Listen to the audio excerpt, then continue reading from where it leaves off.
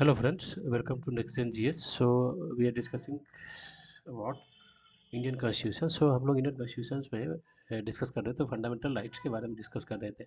तो इसमें हम लोग बहुत सारे डिस्कस किए थे, लेकिन आज जो हम डिस्कस करेंगे वो आर्टिकल्स 21 के बारे में.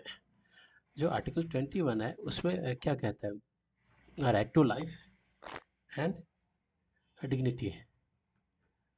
Right to life, right to life with dignity, right to life, life dignity. ठीक, इसके बारे में बात की जाती है. अब देखो ये जो आर्टिकल्स है ये बहुत कह सकते हैं वाइड आर्टिकल है. वाइड इसीलिए बहुत वास्ट है. जब हम राइट टू लाइफ को देखते हैं, राइट टू लाइफ, लाइफ मतलब क्या हो गया, ये हो गया ह्यूमन बींग है, इसका लाइफ क्या होगा, लाइफ मतलब है जीने का अधिकार.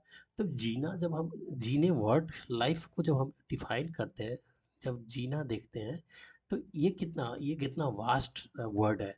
भाई लाइफ में बहुत सारी चीज कुछ इंक्लूड हो सकता है. जैसे कि देखो, जैसे इलेक्ट्रिसिटी है, it is also a part of life. जैसे हाउसिंग हो गया, it is also a part of life. या फिर clean air, it is also a part of life. समझ गए.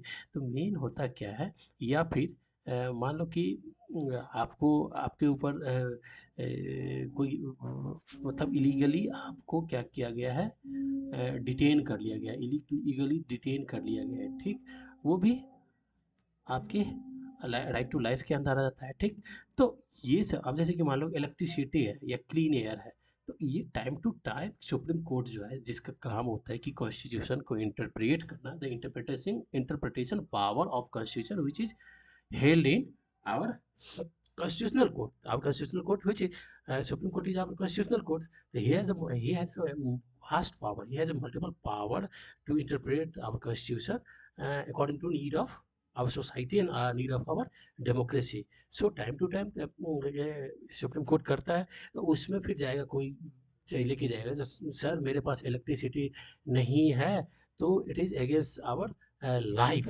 It is violation of our life, it is violation of our fundamental rights. तो पूछेगा भाई कैसे फंडामेंटल राइट्स, बोलेगा कि भाई fundamental rights, right to life हमारे 21 में दे रखा है, और इलेक्ट्रिसिटी भी हमारे लाइफ का पार्ट है. यदि इलेक्ट्रिसिटी नहीं रहेगा तो हमारा ज़िंदगी कैसे चलेगा. तो फिर सुप्रीम कोर्ट पे उस चीज़ को इंटरप्रेट करता है जो भाई ये चीज़ होना चाहिए कि नहीं होना चाहिए. तो आर्टिकल्स 21 ये है.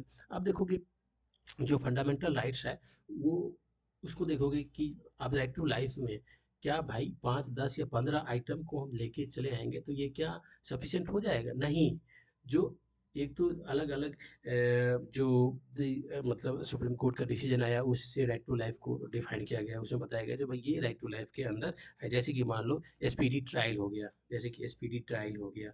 ठीक, उसके बाद राइट टू हियरिंग. हियरिंग क्या होता है, राइट टू हियरिंग. जैसे आपका कोई केस है तो उसका हियरिंग नहीं हो रहा है, तो ये सब क्या हो गया, supreme court time to time decide किया, तो ये आपका फंडामेंटल राइट्स में आ जाता है. समझ गए. तो अब यदि कोई नया क्वेश्चन आएगा जो कि इंक्लूडेड नहीं है, तो वो सुप्रीम कोर्ट में जाएगा, फिर सुप्रीम कोर्ट डिसाइड करेगा कि भाई इसको हम आर्टिकल 21 में ले जाएंगे कि नहीं ले जाएंगे, तो वो डिसाइड होता है. समझ गए. अब ये राइट टू लाइफ के अंदर बहुत सारे कंट्रोवर्सी है. देखिए 1951 में एक गोपालन केस आया था, 1950s में जाके 1950 में. तो 1950 में गोपालन केस में सुप्रीम कोर्ट ने बोला था कि आर्टिकल 21 में जो एग्जीक्यूटिव एक्शन है, आर्टिकल 21 में जो एग्जीक्यूटिव एक्शन है, आर्टिकल 21 में एग्जीक्यूटिव मनमानी एग्जीक्यूटिव एक्शन से उसको प्रोटेक्ट किया जाएगा. ठीक, मनमानी एग्जीक्यूटिव मतलब क्या होगा, जैसे अभी प्रेजेंट का गवर्नमेंट है, जैसे Narendra Modi and government and cabinet, वो क्या है, एग्जीक्यूटिव है. अब एग्जीक्यूटिव में जब बात करेंगे तो एग्जीक्यूटिव में वहां से लेकर कहाँ तक स्टार्ट होता है, एसडीएम तक, नीचे तहसीलदार तक स्टार्ट होता है. This is also the part of executive, वही एग्जीक्यूटिव का पार्ट है, यही सबको सारा काम एग्जीक्यूट करता है. तो इसके मनमानी को रोकता है, मतलब इसके मनमानी एक्शन को रोकने की बात की गई थी गोपालन केस में. जो भाई एग्जीक्यूटिव का मनमानी एक्शन को रोका जाएगा, मतलब आर्टिकल्स 21 को वायलेट नहीं करेगा एग्जीक्यूटिव एक्शन में. जैसे कि मान लो आपका क्या है, एसपीडी ट्रायल है, एसपीडी ट्रायल की बात है. तो अब ये नहीं है कि भाई आपका केस है, आपका कोई केस है उस पे इस एग्जीक्यूटिव, मान लो कि डिस्ट्रिक्ट मजिस्ट्रेट ये एग्जीक्यूटिव है, इसके एक्शन से, लीगल एक्शन से आपका केस को पीछे कर दिया जाएगा या आपको केस को रोक दिया जाएगा, आपके साथ फेयर नहीं किया जाएगा, तो इस एक्शन को रोकता है भाई। It is a part of articles 21। तो आर्टिकल 21 में एग्जीक्यूटिव इंटरफेरेंस को रोकता है। कौन सा इंटरफेरेंस? मनमानी, जो इलीगली इंटरफेरेंस है उसको रोकता है। समझ गए? समझ गए? तो ये चीज़ है। लेकिन जब हम आते हैं 1978 में जाके, तो एक केस हुआ था मनेका गांधी केस। मनेका गांधी केस में ऑनरेबल कोर्ट ने बोला था कि भाई it is not only executive, it is not only executive, also legislative. जो मतलब इस लेजिस्लेटिव एक्शन को भी रोकने की बात की गई। पहले तो एग्जीक्यूटिव की बात था, अब ये था कि भाई कोई लेजिस्लेटिव कोई ऐसा कानून बना देगा, वो आर्टिकल्स 21 जिसमें राइट टू लाइफ है उसके यदि अगेंस्ट जा रहा है तो उसको भी रोकेगा। जैसे कि मान लो अभी, जैसे कि मान लो राइट टू लाइफ में आपका क्लीन एयर आता है, क्लीन एयर आता है, ठीक।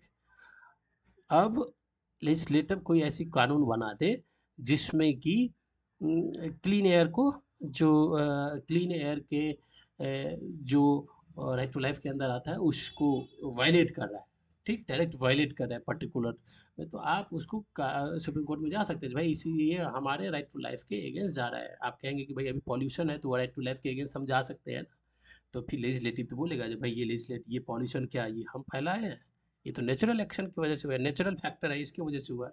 लेकिन मान लो यदि लेजिस्लेटिव ऐसा कानून कोई बना दे कि भाई हम दिल्ली के अंदर पॉल्यूशन फैलाएंगे क्योंकि उससे क्या होता है, जो विपक्षी है वो बीमार होगा, मान लो, एक जस्ट हाइपोथेटिकली एज्यूम करते हैं, तो वो बना दिया था। लेकिन तो उसमें क्या जा सकता है, वो फिर कोर्ट में जाएगा जब भाई देखो लेजिस्लेटिव ने ऐसा कानून बनाया है कि हम पॉल्यूशन दिल्ली में फैलाएंगे क्योंकि यहाँ पे जो अपोजिशन है वो बीमार होगा इसीलिए। तो फिर सुप्रीम कोर्ट देखेगा जब भाई ये तो क्लीन एयर फंडामेंटल है, आर्टिकल 21 में है, तुम लेजिस्लेटिव एक्शन ऐसा नहीं कर सकते हो। मतलब पहले एग्जीक्यूटिव था, लेकिन मनेका गांधी केस के बाद ये भी हो गया कि भाई लेजिस्लेटिव एक्शन को भी रोकेगा यदि वो राइट टू लाइफ के अगेंस्ट जाता है। फिर आप बोलोगे राइट टू लाइफ क्या डिफाइन है आर्टिकल 21 में? हाँ भाई, अभी तक डिफाइन है। डिफाइन इन द सेंस क्या, मान लो कि 21 आइटम आपको डिफाइन किया गया है, जो भाई 21 आइटम है तो ये आपका राइट टू लाइफ में आ जाएगा। अब मान लो कोई आप नया मुद्दा लेके आए हो जो भाई ये भी हमारा राइट टू लाइफ का पार्ट है, तब फिर सुप्रीम कोर्ट देखेगा जब भाई ये जो मुद्दा लेके आया, ये जो इश्यूज लेके आया, ये पार्ट है कि नहीं है। तब ये आपका यदि देखेगा कि नहीं ये भी पार्ट है, सुप्रीम कोर्ट यदि उसको इंटरप्रेट करेगा तो फिर उसमें एक और ऐड हो जाएगा, तो 22 हो जाएगा। जस्ट एज एफथेटिकली हम सोचते हैं। तो दिस इज आर्टिकल्स 21। सो उसके बाद आते हैं आर्टिकल्स 21 ए। मतलब आर्टिकल्स 21 ए, उसमें क्या है, शिक्षा का अधिकार है, right to education, right to education. इसको जो लगे इसमें बोला जाता है कि भाई 6 से लेकर 14 वर्ष तक के जो बच्चा है उसको जो स्टेट है, ये स्टेट की रिस्पॉन्सिबिलिटी है कि उसको एजुकेशन प्रोवाइड कराएगा, क्योंकि विदाउट एजुकेशन ह्यूमन का मतलब डेवलपमेंट नहीं होता है। तो स्टेट की रिस्पॉन्सिबिलिटी है कि भाई इस तरह के जो बच्चे हैं उसको एजुकेशन प्रोवाइड कराएगा। ये आर्टिकल्स 21 में जो जोड़ा गया था 86 कॉन्स्टिट्यूशनल अमेंडमेंट 2002 के 2002 में की गई थी, ठीक है। 86 कॉन्स्टिट्यूशनल अमेंडमेंट 2002 के अंदर ये बात की गई थी, ठीक है। वैसे आप देखोगे तो आर्टिकल्स, आप बोलोगे आर्टिकल्स 45, आर्टिकल्स 45 में भी है कि जो भाई स्टेट बच्चों के लिए जो फ्री एजुकेशन की बात की जाती है। लेकिन ये जो है आपका डीपीएसपी में, directive principle of state policy, DPSP के अंदर है। और डीपीएसपी क्या है, ये तो राज्य के मन के ऊपर डिपेंड करता है। इसको आप आपको इसको कोर्ट में जाके इसको आप इम्प्लीमेंट एग्जीक्यूट नहीं करवा सकते हैं कोर्ट में जाके। डीपीएसपी वो स्टेट के ऊपर डिपेंड करता है। तो इसीलिए ये आर्टिकल्स बनाना जरूरी था कि जो भाई राइट टू एजुकेशंस ये लोगों के लिए एसेंशियल है, इसलिए स्टेट की का रिस्पॉन्सिबिलिटी होती है कि वो इसको प्रोवाइड कराए। तो इसलिए आर्टिकल 45 में तो था ही, लेकिन इसको आर्टिकल 21 ए में एक नया बना के, क्योंकि इसमें यदि स्टेट नहीं करेगा तो आपके पास राइट हो जाता है जो आप जाएंगे तो भाई it is our fundamental rights. मान लो कि देश का कोई पार्ट है, यहाँ पे यदि स्टेट एजुकेशन नहीं दे रहा है, यहाँ पे स्टेट एजुकेशन नहीं दे रहा है, बाइज्ड है स्टेट यहाँ पे, तो यहाँ के लोग जा सकते हैं सुप्रीम कोर्ट के अंदर। जो हमारे ये एजुकेशन की व्यवस्था से स्टेट नहीं कर रहा है, बाइजनेस है, तो फिर उसका आर्टिकल 21A का वायलेशन होगा वहाँ पे, तो आप उसको जाके इम्प्लीमेंट करवा सकते हैं, सुप्रीम कोर्ट में जाके उसको एग्जीक्यूट करवा सकते हैं। सुप्रीम कोर्ट बोलेगा स्टेट को, भाई क्यों नहीं कर रही है, ये तो इसका फंडामेंटल राइट्स है, इसका वायलेशन तुम क्यों कर रहे हैं। लेकिन जब यही 45 में रहता, 45 में रहता, तो ये डीपीएसपी को लेकर आप ये इसको लेकर आप नहीं जा सकते हैं स्टेट को। ये स्टेट के ऊपर डिपेंड करता है। इट इज स्टेट का it is moral obligation of the state, समझ गए। ये उसका नैतिक जिम्मेदारी थी स्टेट को, जो भी डीपीएसपी के अंदर है वो मोरल ऑब्लिगेशन है। It is depend upon the economic condition of state, whether the state are able, state की इकोनॉमिक कैपेसिटी उतनी है कि नहीं है, उसके ऊपर डिपेंड करता है था। तो लेकिन इसको उठा के दिया गया इसमें। तो ये आपका 45 में है, समझ गए। तब देखो, जाके देखोगे तो फिर 2009 में फिर ये तो आपका फंडामेंटल राइट्स है। तो फंडामेंटल राइट्स क्या होता है, जैसे कि देखो सुप्रीम कोर्ट जैसे कि एक जजमेंट दे दिया, तो जजमेंट दे देने के बाद वो क्या हो जाता है ना, एक गाइडलाइंस हो जाता है।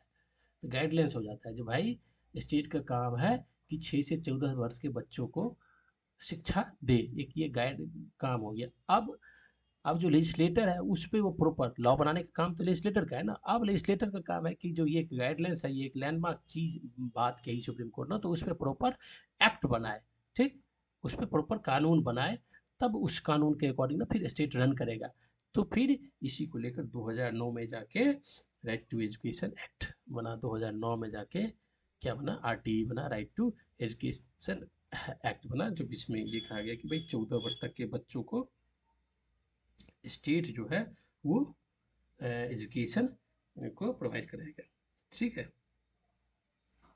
अब वैसे देखोगे तो 1993 में ही सुप्रीम कोर्ट जो है अपने एक जजमेंट में बोला था, जो प्राइमरी एजुकेशन है, जो प्राइमरी एजुकेशन है वो फंडामेंटल राइट्स के पार्ट्स है, ठीक है, राइट टू लाइफ के पार्ट्स है। एक 1993 की एक जजमेंट पे सुप्रीम कोर्ट ने बोला था, ये आर्टिकल 21 का पार्ट है। आर्टिकल 21 क्या है, अभी राइट टू लाइफ बताया, तो राइट टू लाइफ में राइट टू एजुकेशन भी है, विदाउट एजुकेशन नो लाइफ, ठीक है। तो राइट टू लाइफ में भी एजुकेशन को बोला था, 1993 के जजमेंट में बोला था।